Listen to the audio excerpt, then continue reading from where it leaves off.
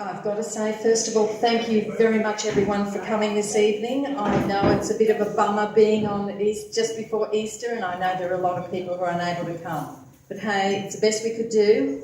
There was a group of us who organised this meeting many, many weeks ago. We sent the invitation out to all the candidates, and believe it or not, they all accepted. That was the 6 known candidates that we knew at the time. And unfortunately, right at the last moment, we had the ALP candidate and the PUP candidate pull out at the last moment, and that was, the last moment. I don't think it went down very well. I just think if a candidate is sincere about the candidacy and they know well and truly ahead of time that there's going to be a public meeting in a community, especially with a vocal community like we have here, in a very active community, they should turn up. So if you're voting for Elida, Faith, or Jen Sackley, both of who dropped out on us at the last moment, folks, and I think that's fairly indicative maybe of what they think of you. So you 4 have got one up on them. I'm not going to do a job on you like that. So, can I say, this community of ours is exceptional. You really are a wonderful bunch. You stand up for what you believe in and what you want for your region. At every level of government, we have been vocal in our demands and unforgiving and uncompromising in our expectations. The values here are on the whole united. Our voices in this community are well known, and there's no exceptions that this is likely to change anytime soon. Is it, folks? No. So you guys be well warned. That's one thing I'm going to give you heads up on tonight. Tonight, however, we have the looming federal election. Now, you can give me a great big sigh, I know, because we've got to put up with this BS now for the next few weeks, unfortunately, but it is necessary. Anyhow, so in turn, what we've done, we've asked our candidates to come up here and present to us. There will be a format for tonight. So what we want to do is we want to listen to what you stand for, and what you intend on delivering. And believe me, once you give us your word on that, it is written in stone. Or we will have another public meeting and I'll do a job on it. Okay, and we will also let you know in no uncertain terms that we expect and demand to the betterment of this community and its surrounding environments. So you will not get away with, talking the proverbial political speak and get away with it. We will be merciless. Okay, we all no doubt are struggling with politicians. There is a great deal of anger and disillusionment out there on what, we look around at the state of the economy, and I've got to admit I sigh when we think life is only about the economy. I think life really is about people first, and the economy should serve the people in that order.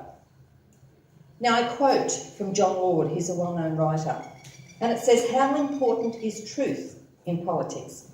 Words can be constructed to shape a thought, to send a message, express love, anger, convey an action, and we are definitely lost without them.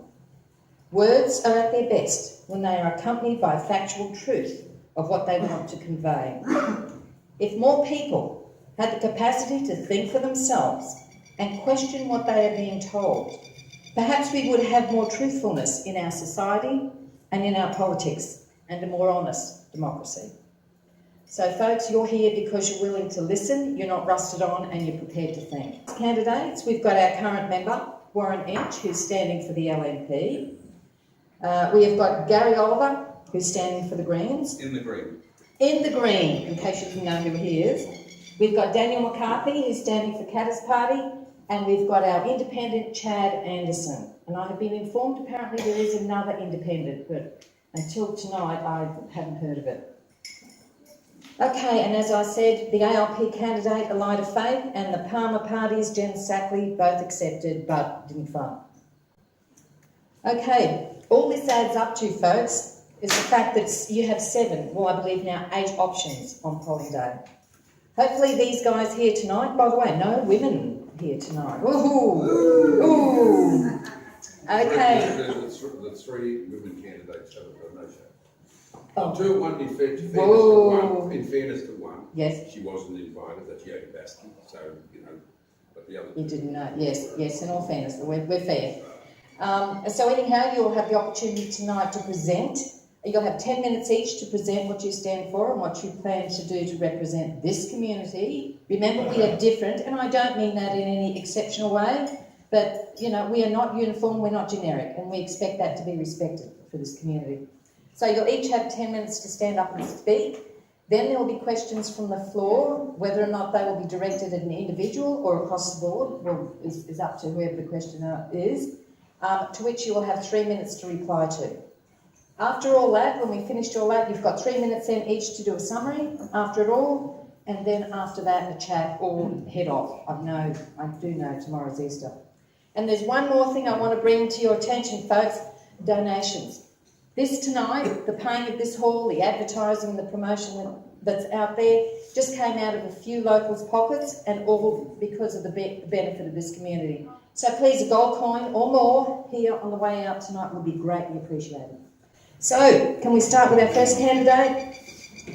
You're the first on the chair.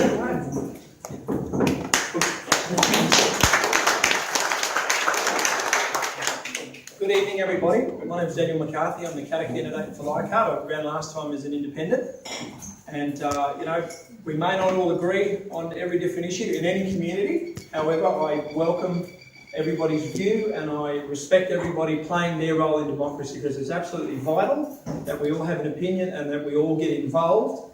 Otherwise, I don't think you then have a right, if you don't get involved, you don't have a right to whinge and complain about the results, whichever way your views are. So I encourage robust debate. I think that's very healthy for our community. So Leichhardt is a very diverse region, and Kuranda certainly is, and the surrounding area is certainly a unique part of that area, and you have your unique issues.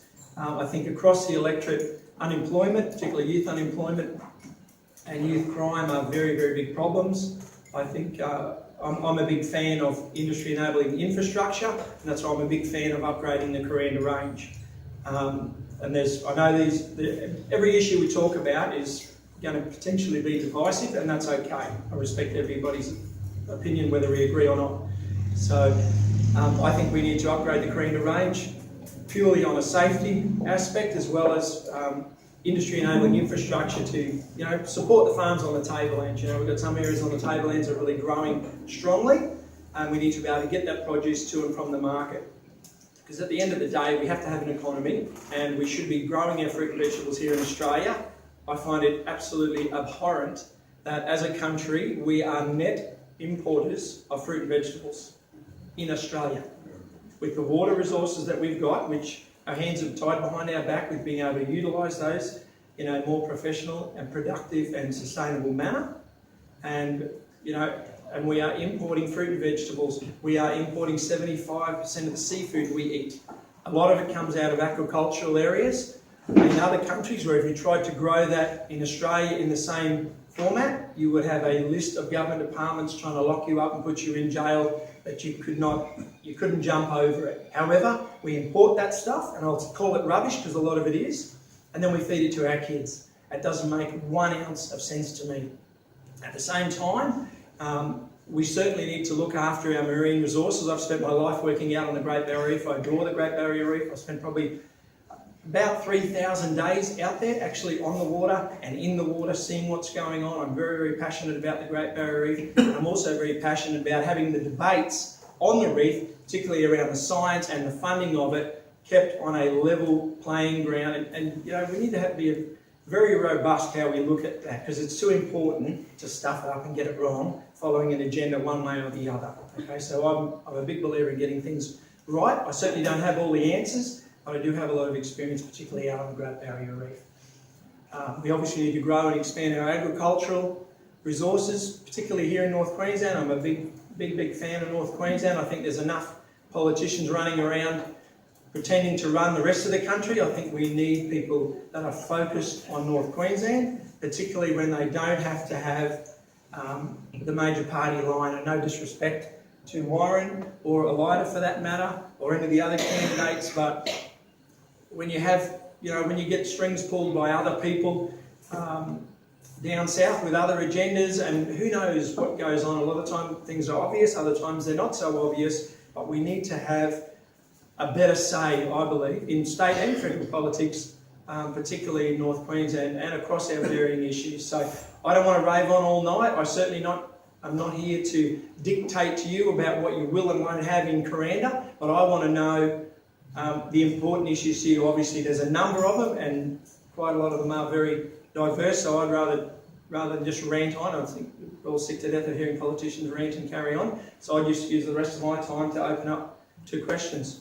We'll take questions later. Okay, I'll take the questions right at the end, okay? Yes. No problem.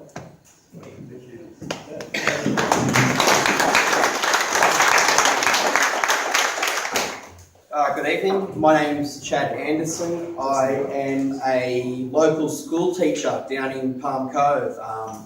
I sometimes teach up here at the Kuranda School.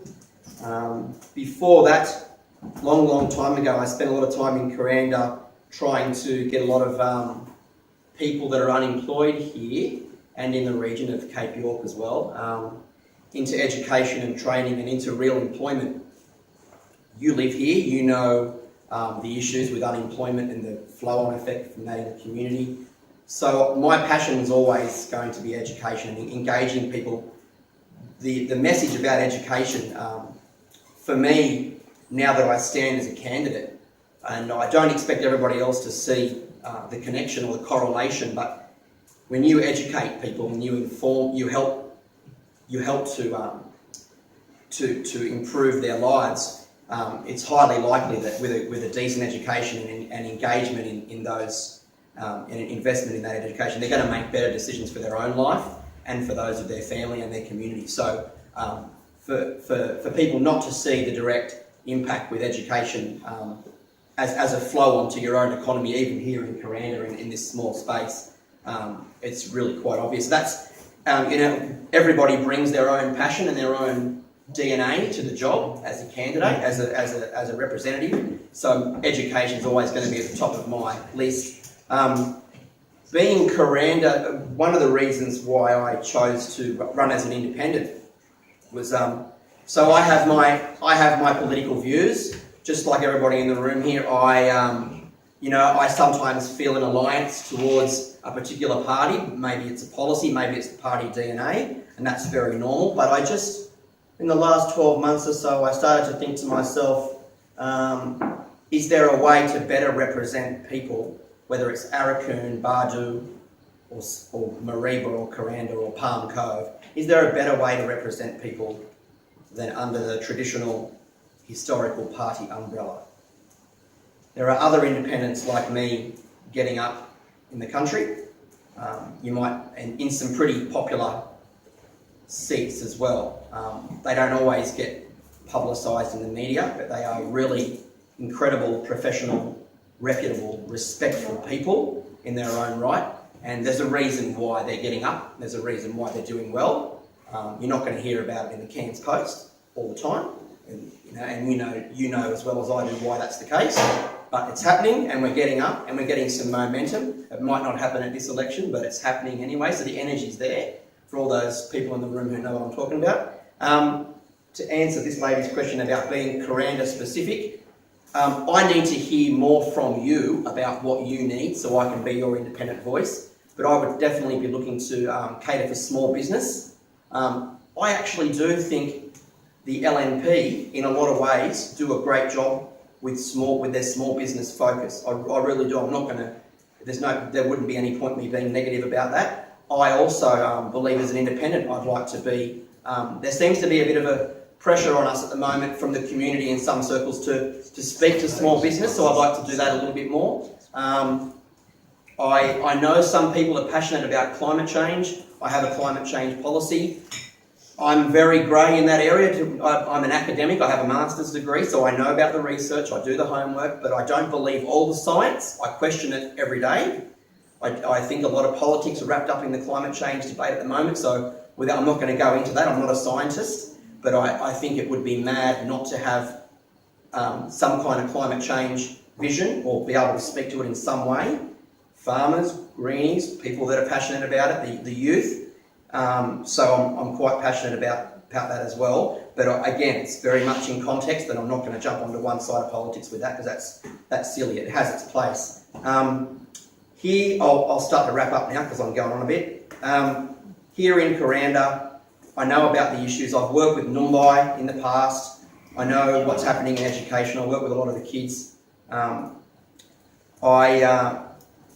really would like to not only help the retirees to make sure that you vote for an independent or some party gets in Canberra that's going to. We've seen a lot of parties in the media lately announce these different policies that are going to be a bit of a worry for our super and our tax and our retirement. I think we need to be a bit careful about who we vote for. I'm definitely passionate about ensuring that whatever way it goes, that I have policies that look after everybody else in the room here who's already worked hard all their life. So we need to make the right choices when we go to the polling booth on the 18th.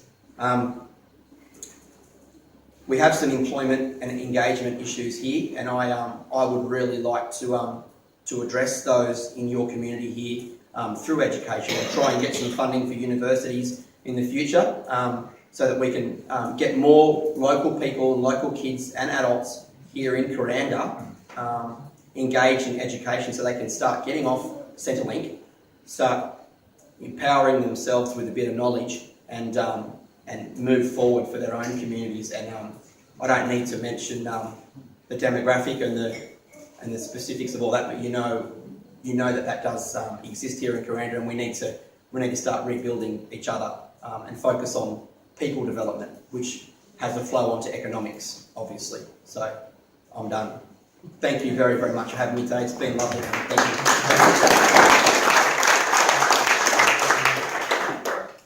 Okay.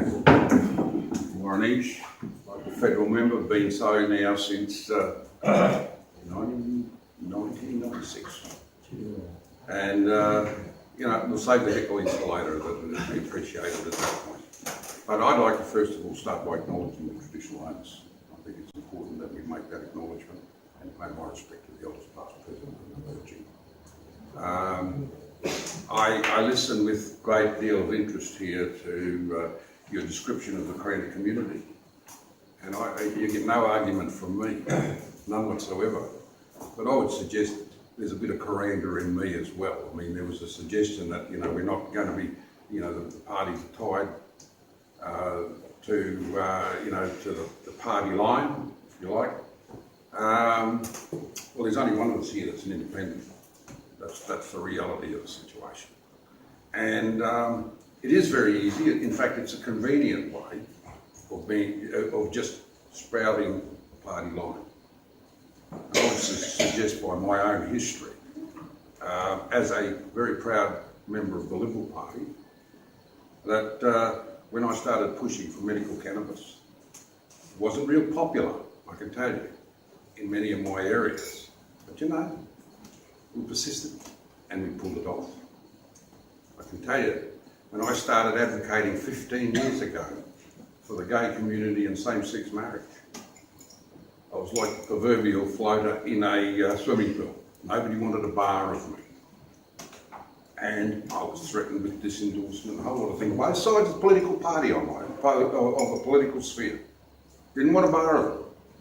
But over time, with persistence and determination and doing what you believe in, not having to follow the party line, but just following what you believe in. Look what happened at the end of 2017. We actually now do not have gay marriage in Australia. Have a look at the statute books. There's no reference to gay marriage in Australia. We have marriage. We don't discriminate. Just marriage. That's the greatest social change in 50 years. It's the greatest social change since the Aboriginal people got the right to vote in 1967. And I take a great deal of pride in being able to achieve that, and I say to you it's my greatest achievement in the time that I've served in this parliament, albeit for too long. But it took me a long time to do that, and it was necessary, and I'm very, very proud of that achievement. But that's not all I've done. I mean, I just make that reference on social issues, because, you talk about the crazy right, you talk about the crazy left. I like to see them sit myself nice squarely in the middle. And I think my actions over time have shown that I am not a slave to any political party. and I refuse ever to do that. I do what I believe in. You know, I actually crossed the floor and voted for the support for the RU 846 drug, Kuranda. RU 486. 486. I crossed the floor on that and voted against many of my own colleagues because I believe very much that I think it was the right thing to do. I also sat on the other side in relation to the euthanasia debate. Very, very strong views on that, and I know that the Kuranda community had been working very, very hard to try and establish a hospice up here. And that shows you the strength of this community here and what you're doing. I can just say to you that we've actually sowed the seeds and we're looking very, very good in relation to a 20-bed hospice, and that's what you need. But look, over the whole period of time I've been in, I disagree with you in relation to the economy. I think a strong economy is absolutely essential if you're going to start to spend money, whether it be on infrastructure, whether it be on social needs, on anything, on environment. If you haven't got the dollars to spend, you can't afford to do it. You're not going to continue to do it by spending it on your credit card. Put it back to your normal household budget. You can't keep using your credit card to pay off another credit card debt. Eventually it'll catch up with you. You'll get away with it in one generation, but I'm telling you, your kids or your grandkids are going to end up having to pick up the debt. And so, and I've been through a period where in 2007, when I came in 1996, there was a massive debt. It took us a few years to actually get it under control, do our surpluses. By 2007, our last budget, there was $20,000 million sitting in the bank, and there was $40,000 million sitting in a future fund. That's in 2007. And the budget in 2008, all of that was gone, completely gone, and it was a deficit. We came back in 2000, and it was deficits all the way through. We come in 2013. It's taken us 5 years. We're now starting to run into the forwards. We got the next 4 lots, all surpluses. That's why we were able to announce all of those road funding initiatives, extending the national highway to Smithfield roundabout, a range of other things. But there's small things in there too that they seem to just float off and go unnoticed. I marched in the streets here some time ago with a group of people saying about ice and the addiction here. I spoke to a lot of the people here about the issues relating to ice, and one of the biggest single issues we had here with this is that there is nowhere for those people addicted with ice for short-term residential rehab. Now, I actually personally experienced a situation when my brother rang me up a while ago. My niece, 23-year-old niece, had reached out to him. She was living in Brisbane. She didn't know where to go, and she was addicted. I reached out to friends of mine, Terry Butler, who's from the other side of politics, but still a friend, and to the member for Brisbane, Trevor Evans, who's on my side of politics, and I said, I need some help. They couldn't find anywhere down there. Eventually we found somewhere down near the Gold Coast. That kid went, and she's a great kid, she was a good kid. Like many of the others that are afflicted by this horrible scourge. She went in there, she had 2 weeks in there, it broke away, it gave her a chance to break away from the groups. When she came out, she was able to be treated as an outpatient. That kid now's got a life on track, she's working, and she is 100%. Now, what it made me realise is that there was no support up here. And this is where I say where the economy does benefit us. Because I only secured it recently I rang all of the agencies, the Salvos, the Centre Care, St Vintage, none of them could do it. Anglicare, but Mission Australia said, yes, we can do it. We can do it in Cairns, short-term residential. I said, how much do you need? Let's not drip feed it. They came back with a figure of $9 million. We are now establishing the first north of Brisbane residential, short-term residential rehab for focusing on people with ice addiction. This is going to make a huge difference for all communities, not only here, but all the smaller communities around us. And it's not bad to have the first one north from Brisbane, so that's pretty good. We've also invested, and I know we get a lot of criticism about the reef and about the environment. People just don't realise it's easy to make a lot of noise, but you need to start looking at actually what's happening. And I just look in my own area. I'm very focused within my own area. We actually, a year or so ago, established the first solar with a solar array in Lakeland with a battery storage baseload power station. That's it's established, it's operating, it's feeding into the grid as we speak. Now that's going to be multiplied again by the factor of another 2. The Mount Emerald, the wind farm up at Mount Emerald is now producing. We've got another one proposed, and these have all been enabled through government support to happen. There's another one at Lakeland Downs, there's another 2 solar arrays that are being established in Mareeba area and Newcastle. There's another one up that's been approved at the Newcastle Ranges near Georgetown. They're only waiting for access into the network through Ergon. And as soon as that approval's there, that will also be built. Now, on top of that, recently, and it's something that I've been battling for years, inhibited to a certain degree by state government legislation that prohibited the extension of power north of the Daintree River. That was recently rescinded, and we've actually put up we've got now a innovative renewable microgrid initiative, and I am determined to get the north of the Daintree community as the first one, and it's been approved by ARENA, and this one will be using the existing rooftop solar, and that will be enabling the first hydrogen baseload power station in Australia.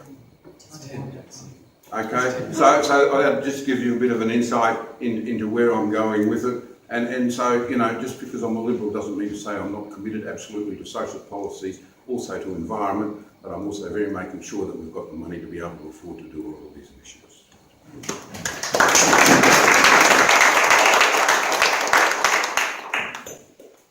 Thank you. My name's Gary Oliver. I'm the candidate for the Greens. That's why I've got a lovely green shirt on. But I too would like to acknowledge the traditional owners of the people of the land that we're upon here, and their elders past and present, but the elders past and present here that form part of this community as well.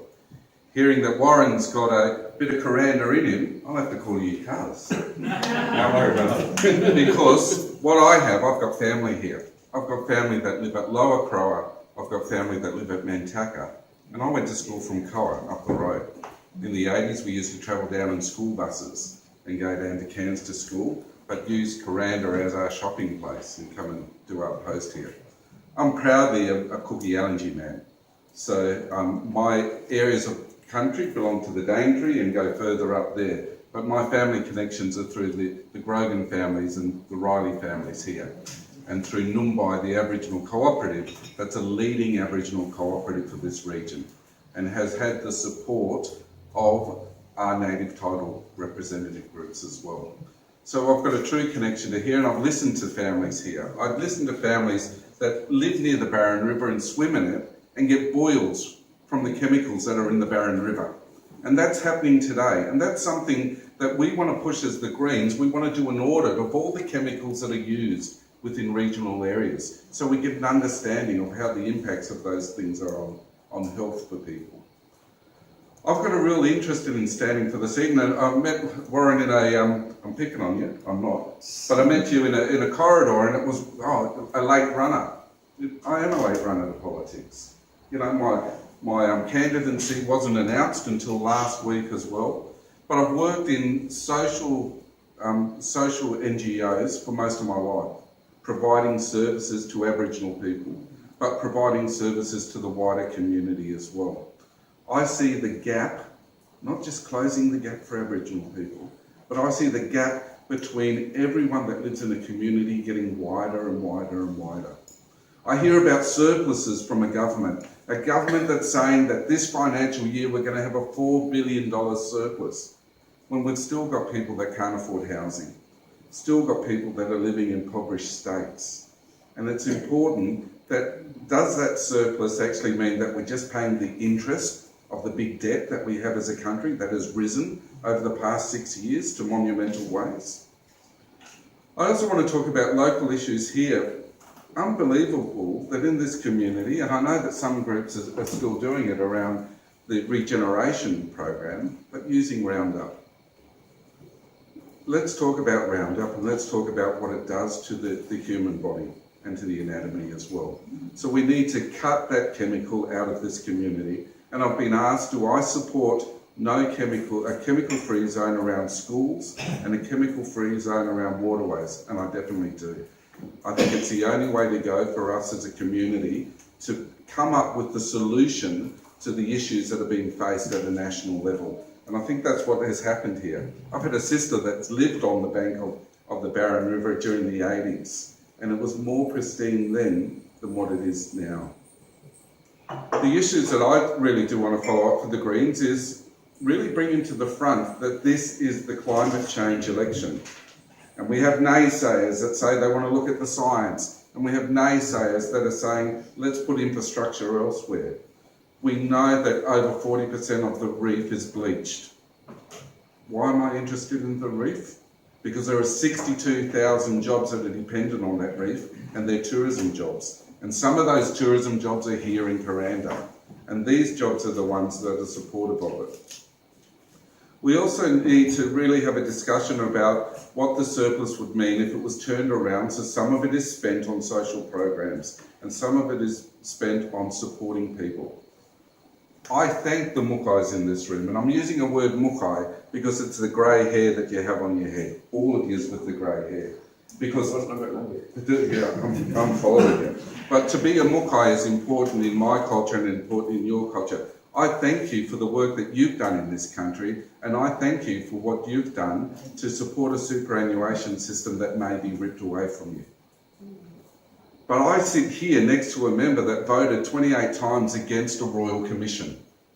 A royal commission that also included not just the banking industry, but it looked at super as well and super funds. And I know that he was probably ill-informed at that time because there are party lines that you have to follow along the road there. There is a factual matter that we as a collective have to do more as a community and more at community levels and more at regional levels. I'm excited that in this electorate, in the electorate of Leichhardt, we have the Torres Strait Regional Authority. Let's empower that authority properly so that authority can deal with its environmental issues, its economic issues, and the social issues facing it as well. I've heard about some of their bingo names, I call them at times, or Care Bears, you know, and I'm on the board of one of them. I'm on the board of Save the Children. And we've done some great work bringing more work to the Australian sector than just overseas. But it's the Care Bears that have come in and taken over programs because government have put a lot of things out to tender and local organisations have missed out. It happened with Mumbai as well. Under this current government, there was a Work for Dole program that was given to a southern company that's now a friend of the government and running on the south coast. And they were running the work for the dole here in this community. And they're doing it at 4 or 5 other sites. And I congratulate Mumbai for the work they've done to claw back that program so it will operate in this community. And I can tell you, my cousins on the board, who I met with last week, are saying it's not only about jobs for Aboriginal people, because we're in this together, we're in this community together. And it's jobs as well, and there will be non-Aboriginal people that will participate in that program as we go forward. I speak about culture, I speak about my culture, because it's the culture of this country. You know, I've been asked most recently, what about refugees? What about them? What about people coming into this country on visas? I thank all of you. You know, when colonisation happened, most of your relatives were probably refugees coming over on big boats. And that helped form this country, probably not in the best way as well. But it's something that we have to work towards. I'm looking for the opportunity to speak more about truth and justice commissions. You've got such a lovely relationship with Bumma, with Aboriginal people in this town, that we could actually target this town to have the start of that conversation around truth and justice commissions as a nation-building exercise for this country as well. So the social issues are important because I can't extract those social issues from the environment. And I won't extract them from the economy either. Because if we can deal with those things as a collective, we can actually grow communities. We can reinvest in communities, reinvest in people and families. I am dead against a magic card that is going to come up through this way and through the Cape. The cashless card. The cashless card that if people are on social security, their payments, 80% of it will be on that card and 20% they'll get in cash.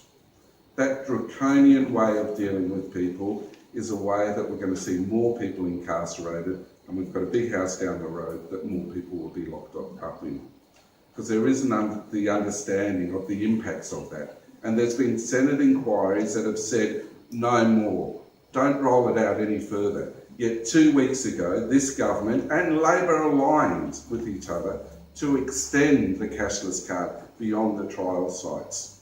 And we need to stop these draconian measures and remember that families are people and people are communities, and we need to move forward with that.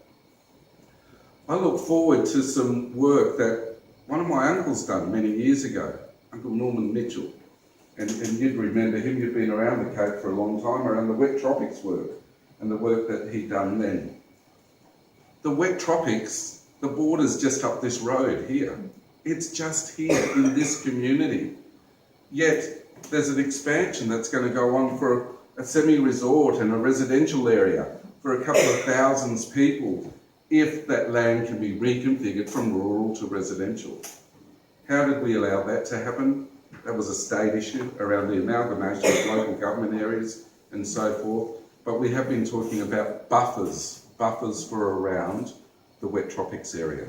And there's a leg of it just up this road here that we need to be mindful of. My credentials around political work, I've sat up in the benches, up at the lower house, and I've watched people do their work through the employment that I've had. I've done reports to Senate inquiries and Senate committees as well.